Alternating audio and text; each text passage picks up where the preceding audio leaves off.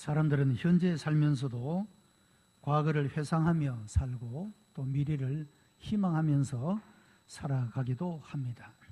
아마 과거를 회상해 볼 때 사람들이 자랑스럽게 여기는 부분도 있을 것이고 혹은 후회스러운 그런 부분도 회상하게 되고, 그래서 오늘의 삶을 이제 내일의 삶이 나에게 희망으로 다가오기 위해서, 즐거움으로 후회할 것이 없는 삶으로 다가오기 위해서 오늘의 교훈을 삼고 다짐을 삼는 그런 모습도 발견하게 됩니다.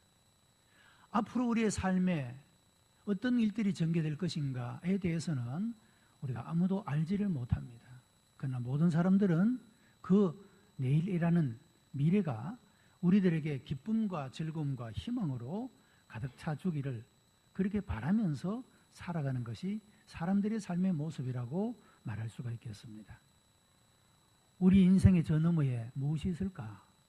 모든 사람들이 다 궁금해하는 그런 아마 질문이 아닐까 생각을 합니다. 1492년에 스페인 영으로 스페인이 통치하고 있던 지브랄탈 해역에는 라틴어로 세 글자로 되어진 간판이 써 있었습니다. 그 말은 네 블루스 울트라라고 하는 말입니다. 영어로 표현을 하면 No more beyond라고 하는 그런 말이 되겠습니다. 해석하면 저 너머에는 아무것도 없다, 그런 의미가 되겠습니다. 당시에 스페인 사람들뿐만 아니라 유럽의 대부분 사람들은 지구를 네모난 것이라고 생각했습니다. 그래서 지브랄탈 이 해협을 넘어가면 낭떠러지라 이렇게 생각을 했고 그것이 끝이라고 생각했다고 하는 거죠. 1492년까지는 그랬다는 말씀입니다. 그런데 이때에 한 사람이 저게 도대체 뭐가 있을까? 저 너머에, 끝이라고 생각하는 저 너머에 무엇이 있을까 해서 같은 호기심을 가진 사람들을 데리고 함께 가보기를 작정했습니다.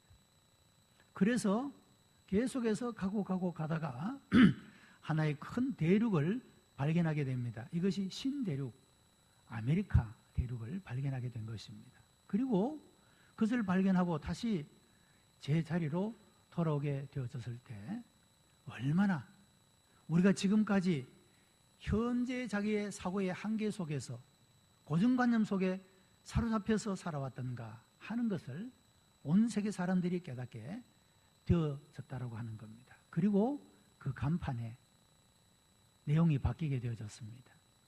이 네라는 말은 영어로 no라는 말인데 뭐 아니다, 없다 그런 의미를 담고 있죠. 네라는 말을 빼고 블루스 울트라 그렇게 했습니다. 영어로 표현하면 more beyond라는 말이 되는데 그 뜻은 저 너머에 한없이 많은 것이 있다, 그런 의미가 된다라고 하는 겁니다. 저 사람들은 우리의 미래에 무엇이 올까 궁금해합니다. 궁극적으로 우리가 이 육체의 삶을 끝나고 우리의 육신이 마감을 할 때 무엇이 있을까? 아마 모든 사람들이 궁금해하는 것이 아니겠습니까? 저 너머에 과연 무엇이 있을까? 이런 것들을 우리가 생각하게 되고 우리가 그것에 대해서 깊은 지대한 관심을 기울이며 살아가는 모습을 볼 수가 있는 것입니다. 흔히 사람들은 죽음을 인생의 끝이라고 생각하고 죽으면 다 끝났다, 더 이상 아무런 소용이 없다라고 많은 사람들은 생각을 합니다. 죽음의 뒤에 무엇이 있을까를 진지하게 연구한 사람들이 있었는데 하버드 대학의 정신의학자였던 엘리자베스 퀴브라스라고 하는 사람이 팀들을 구성하고 소위 죽음의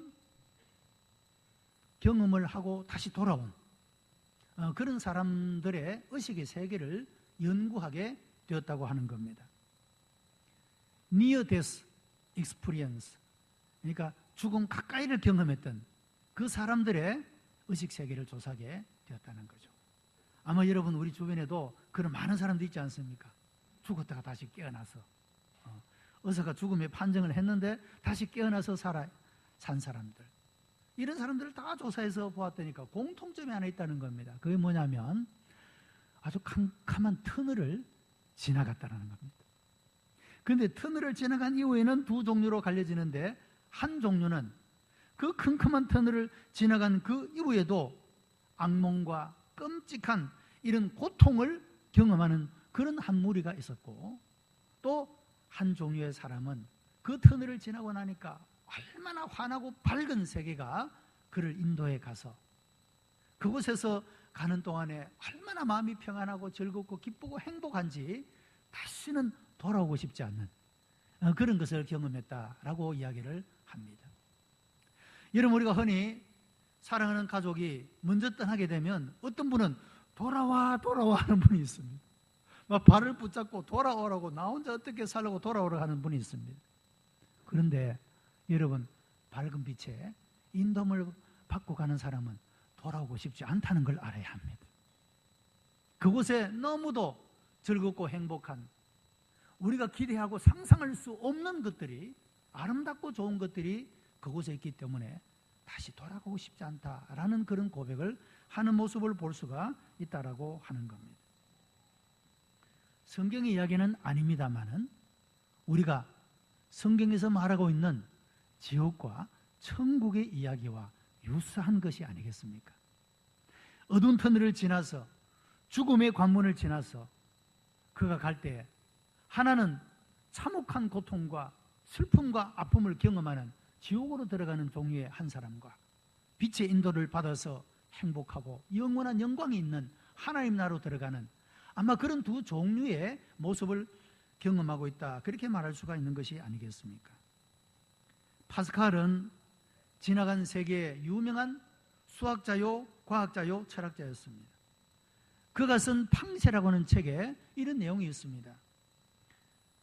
천국은 포기하기에는 너무도 엄청난 도박이다. 나는 지금 도박을 하고 있다. 그런 이야기를 했다라고 합니다. 그리고 그는 수학자이기 때문에 치밀한 계산을 했습니다. 자, 만약에 천국이 없다면, 천국이 없다 하더라도 천국이 있다고 믿고 살아가는 우리의 삶에는 결코 손해 날 것이 없다.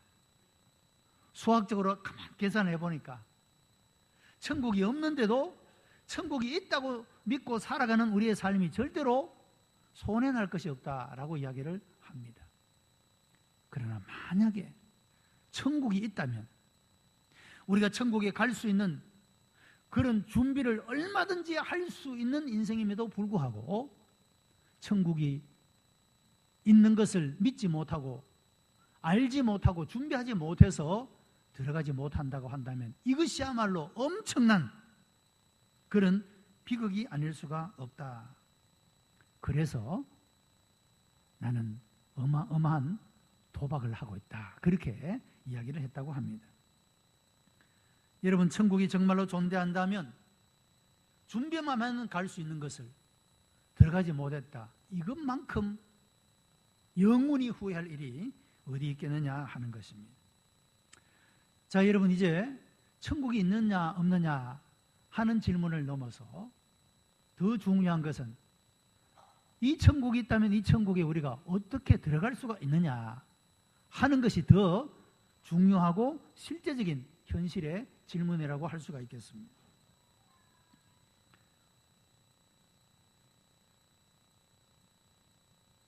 죽기 직전에 극적으로 구원을 보장받고 죽음 이후의 세계에 대한 보장을 받고 안심하고 이 세상을 떠난 사람, 그 사람의 이야기가 오늘 바로 본문 말씀의 한 강도의 이야기가 됩니다. 자, 오늘 본문에는 예수님과 더불어 양쪽에 십자가에 매달린 강도의 이야기가 소개되고 있는데요, 한편의 강도는 마지막 그 순간에 마음의 변화를 일으킵니다. 두 사람이 똑같이 악을 행하면서 살았던, 그리고 최후에 강도를 해서 십자가의 사형을 받기 위해서 매달려 있는 그 순간에 한 사람은 마음의 변화를 일으켜서 고백을 하게 되고, 한 사람은 여전히 그 악한 마음을, 어두운 마음을 버리지 못하고 여전히 욕설을 퍼붓고 저주하고 있는 그런 모습을 발견하게 되는 것입니다. 한 사람은 이렇게 말합니다. 내가 동일한 정죄를 받고도 하나님을 두려워 아니하느냐. 우리는 우리의 행한 일에 상당한 보응을 받고 그 정죄를 받고 이렇게 죽는 것이 당연하거니와. 이 사람은 자기 행한 것에 옳지 않은 것이 없다라고 이렇게 말합니다. 그 사람을 오히려 꾸짖습니다. 그리고 예수님을 향하여 예수여, 당신의 나라가 임할 때 나를 기억해 주십시오 라고 호소를 하게 됩니다. 예수님께서 이 말씀을 들으시고 오늘 내가 나와 함께 낙원에 있으리라고 말씀해 주신 내용입니다.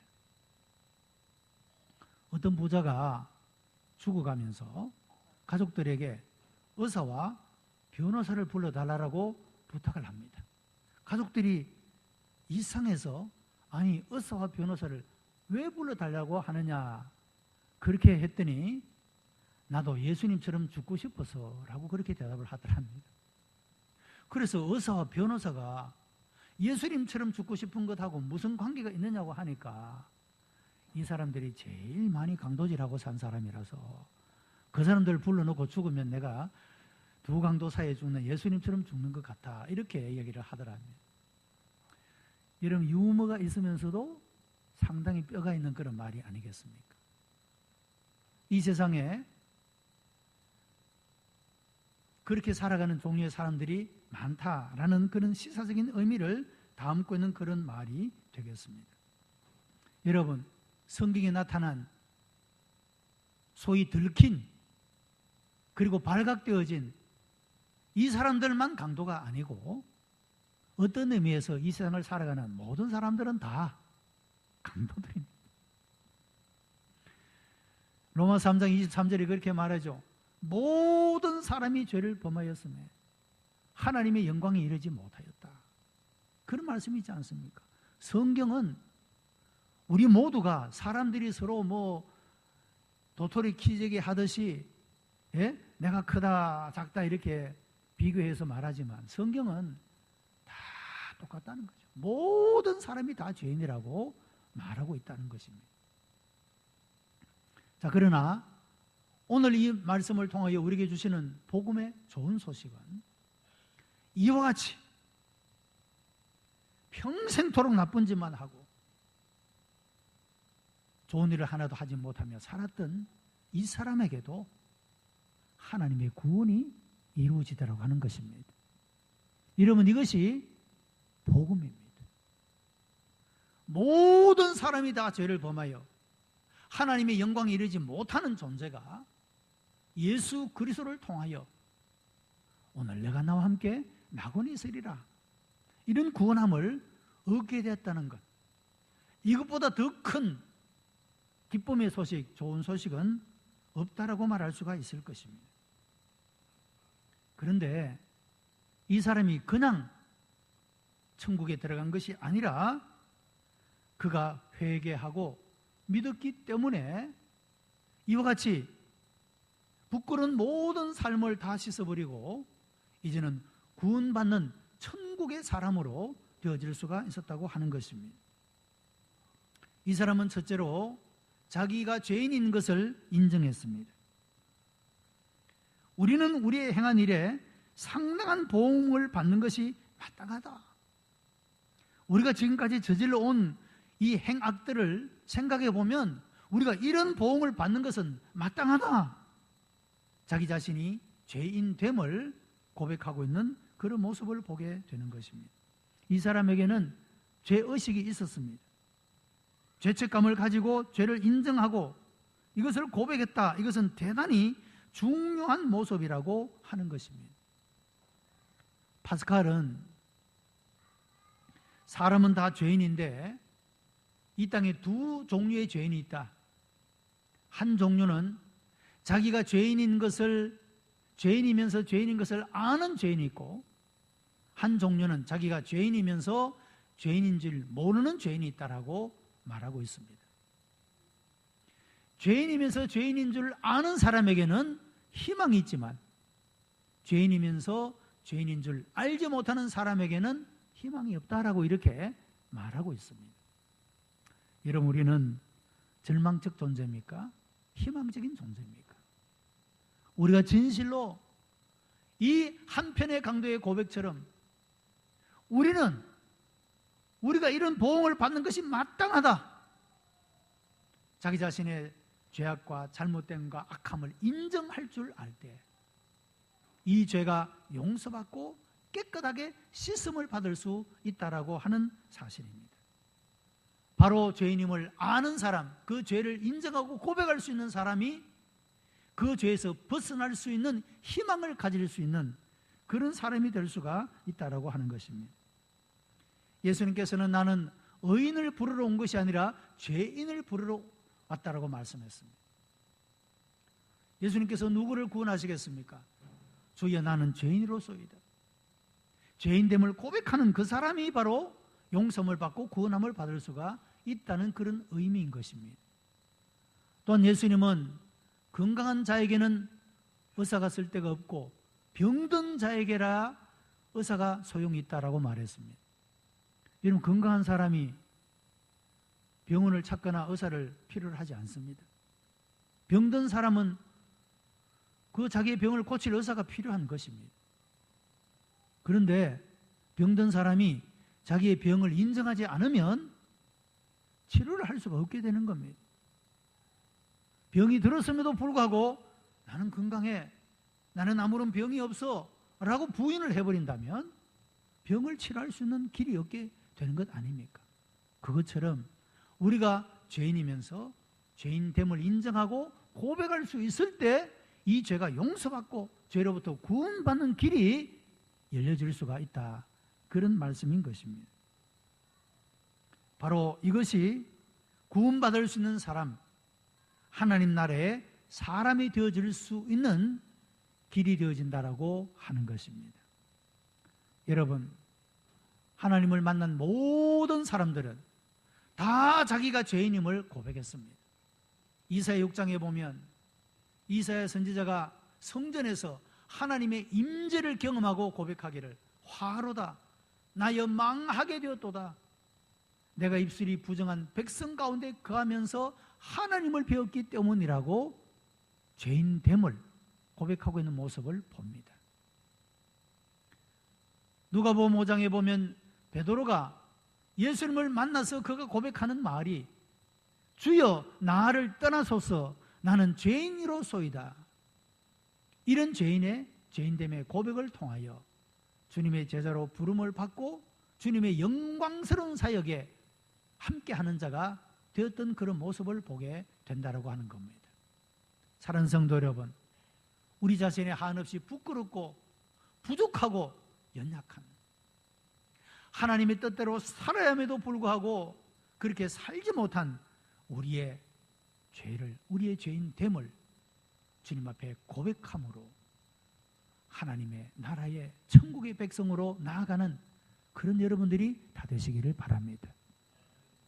두 번째는 하나님을 두려워하는 것입니다. 본문 40절에 내가 동일한 정죄를 받고서도 하나님을 두려워하지 않느냐라고 그렇게 말했습니다. 이 한편의 강도의 마음속에는 하나님을 향한 두려움을 가지고 있었던 것입니다. 여러분, 이것은 우리의 구원을 위하여 너무도 중요한 마음의 자세라고 하는 겁니다. 죄는 사람들이 생각하는 것보다 더 심각한 것이라고 할 수가 있습니다. 죄는 거룩하신 하나님을 거스르는 것이요, 그리고 이 죄는 하나님께서 반드시 심판하신다는 사실입니다. 그래서 이 죄는 우리가 심각하게 생각해야 된다고 하는 것입니다. 여러분, 왜 사람들이 죄를 범합니까? 하나님을 두려워하지 않기 때문이라고 하는 것입니다. 성경은 이렇게 말합니다. 우리 안고 일어섬도 아시고, 그리고 하나님이 우리를 심판하시는데 내 생각, 내 말, 내 모든 행동을 하나님이 심판하신다고 말합니다. 사람이 하나님의 낯을 피하여 저 지구 끝에 갈지라도, 저 깊은 바다 속에 끝까지 숨어 있을지라도 하나님은 다 아신다고 말씀하고 있습니다. 하나님의 심판을 피할 수 있는 죄인은 아무도 없다, 그런 말씀입니다. 여러분, 내가 쏟아놓은 모든 말, 모든 행동, 어느 날 나의 창조자가 네 모든 것들을 심판하신다라고 하는 것입니다. 이것을 참으로 믿는다면 우리는 하나님을 두려워하며 살아갈 수밖에 없게 된다라고 하는 것입니다. 사람이 죄를 범할 때 이런 생각을 가지는 것 같습니다. 아무도 모른다. 아무도 보지 않는다. 여러분, 그런 생각 때문에 사람들이 죄를 짓습니다. 흔히 사람들이 죄를 지을 때 범죄 현장에서 누군가가 보았다 하면 자기의 그 죄를 덮으려고 그 목격자를 어떻게 하는 것을 볼 수가 있지 않습니까? 왜 그렇습니까? 아무도 내가 죄를 지을 때 본 사람이 없어야 되는데 누군가 보았기 때문에, 그 사람 때문에 내 죄가 들키기 때문에 그 목격자를 없애는 그런 일들이 있지 않습니까? 누군가가 보고 있으면 사람들이 죄를 짓지 못합니다. 그런데 죄를 짓는 이유는 아무도 모른다, 아무도 보지 않는다, 이 생각 때문에 죄를 짓게 되는 것인데, 하나님은 전지하신 하나님이십니다. 우리의 생각 속에 있는 것도 아시는 분이시고, 우리는 어떤 말을 내뱉고 내가 기억 못하겠다, 잊어버렸다 말할지 모르지만 하나님은 내가 내뱉은 모든 말들도 다 알고 계시는 분이시라는 겁니다. 내 모든 행동들도 아시는 분이시라고 말씀하고 있는 것입니다. 우리가 이런 전지하신 하나님, 이 하나님을 믿고 이 하나님의 존재를 인정하고 이 하나님을 경외하면서 우리가 살아간다면 우리는 많은 죄로부터 우리 자신이 벗어날 수가 있게 된다라고 하는 것입니다. 여러분, 하나님을 두려워하는 것을 거룩한 경외심이라고 말합니다. 거룩한 떨림이라고 말하고 있습니다. 우리가 죄를 지어서 들킬까 봐 조마조마하는 그런 떨림이 아니라 하나님을 두려워하는 그런 떨림, 이것은 바로 우리의 구원을 위해서 너무너무 중요한 요소가 되고 있다는 사실을 말씀하고 있습니다. 자, 우리가 하나님 앞에 죄인임을 인정하고 그리고 그 하나님의 심판을 두려워함으로 우리가 살아가게 된다라고 한다면, 이제 우리가 이런 죄인된 우리를 구원할 수 있는 길은 오직 한 가지, 이제 우리가 앞으로 해야 할 일은 오직 한 가지만 남았다고 하는 겁니다. 그것은 다른 것이 아니라 예수님만이 나를 구원할 수 있음을 믿고 그 예수님께 우리의 구원을 호소하는 것. 여러분, 이것이 우리의 구원을 위해서 마지막으로 해야 할 일이라고 하는 겁니다. 내가 나의 죄인됨을 고백하고 그리고 하나님을 두려워하는 마음을 가진다고 할지라도 내가 이미 저지른 죄를 어떻게 해결할 수 있으며 용서받을 수가 있으며 이 죄를 벗어나 구원받을 수가 있겠느냐 하는 겁니다.